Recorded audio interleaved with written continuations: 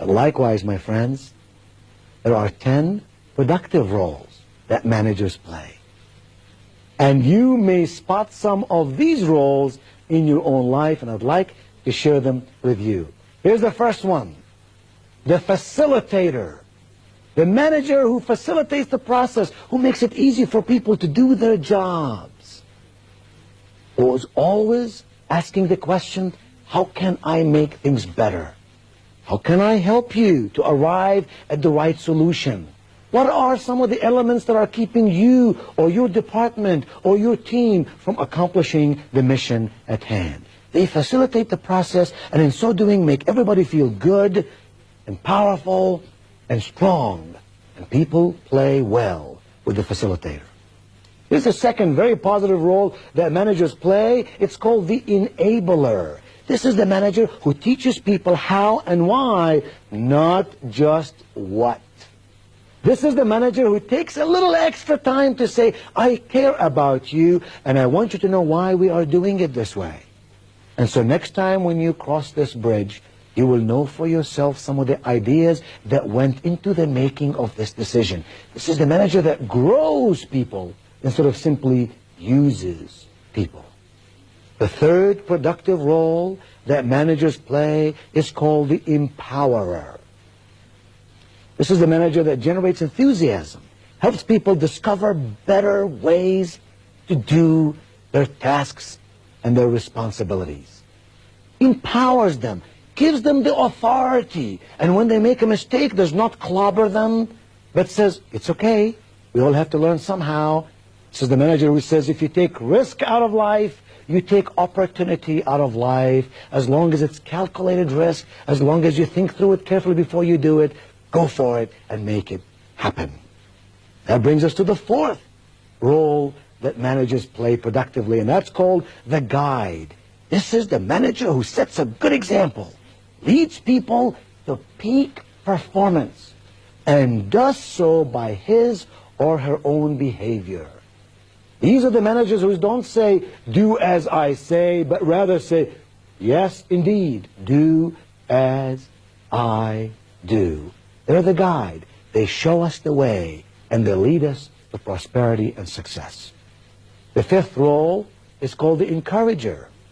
This is the manager who helps people believe in themselves, lifts people when they feel down, but without assuming the responsibility for their problems.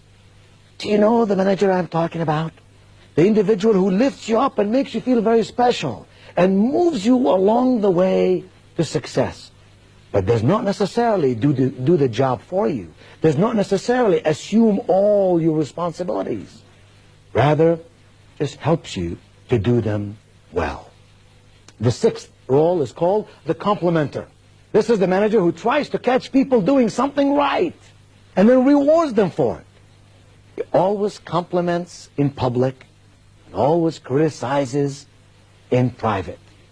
I don't mean by compliments that they're empty compliments that have no meaning, because if you give compliments coming and going day in and day out, the person who listens to those compliments is an intelligent human being. If they regard this compliment with any sense of significance, it must be a genuine compliment. It must be a compliment that the person says, I'm glad my boss noticed me doing something right. It makes me feel good that my manager complimented me on this project. Number 7, the peacemaker. This is the manager who works constructively to settle disputes. This is the manager who serves as an advocate to both management and workers. You know what I'm talking about? This is not the manager who simply passes the buck. This is the manager who says, management is here, employees are here, how can I build between those two a partnership for profit? How can I bring those two to understand each other, to work with each other? How can I build an understanding in management for the needs of employees and in employees for the needs of management? That kind of manager, my friend, is a magnificent person. Company person, but also a people person. And then the eighth productive role that managers play is called the communicator.